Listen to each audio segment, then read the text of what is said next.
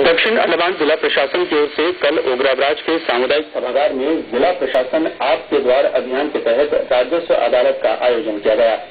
इस शिविर में फरारगंज तहसील के अधीन आने वाले कृष्णाबाद, मीठा खाड़ी तथा नमूना घर ग्राम पंचायतों के ग्रामीणों के रिकॉर्डों में त्रुटि संशोधन, उप विभाजन और जमीन के पंजीकरण जैसे राजस्व मामलों की सुनवाई हुई और मौके पर ही योग्य मामलों पर जरूरी फैसले किए गए।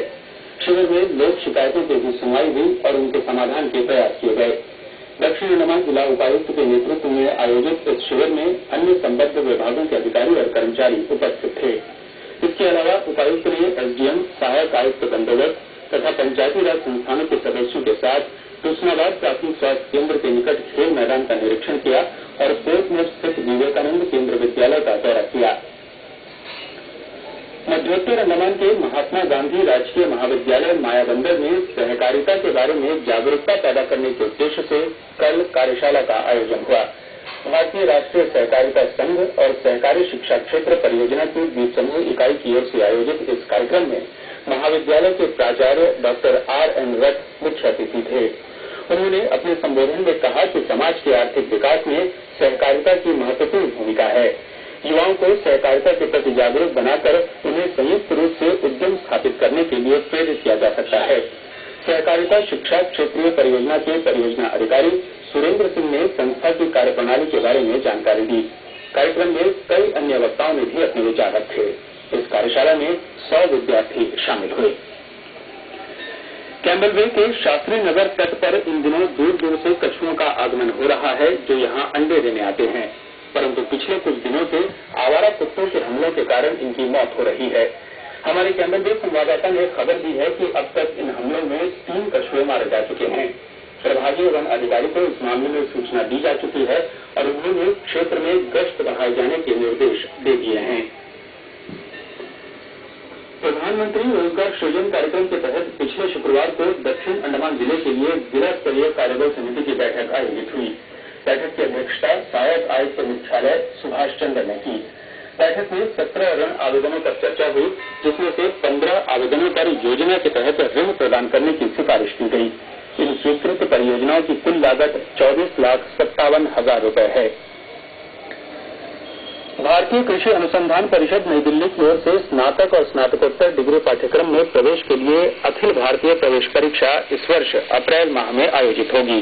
केंद्रीय कृषि अनुसंधान संस्थान गाराचारामा की ओर से जारी सूचना के अनुसार परीक्षा 12 और 13 अप्रैल को सुबह 10 बजे आरंभ होकर दोपहर 12:30 बजे संपन्न होगी।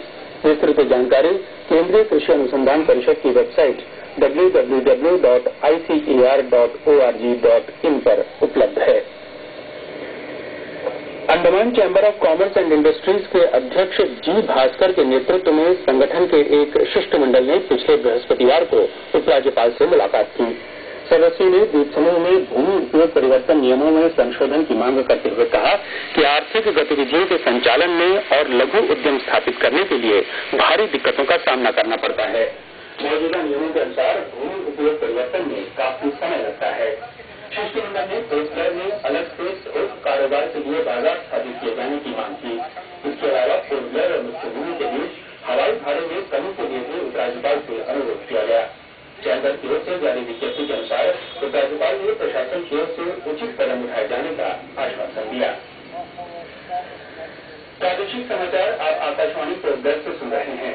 समाचारों में आगे प्रमुख है वन विकास कार्यालय पर धरना, साइकिल रैली, योगासन चैंपियनशिप और जहाज। अब समाचारों की अगली कड़ी के साथ ज्योति लकड़ा।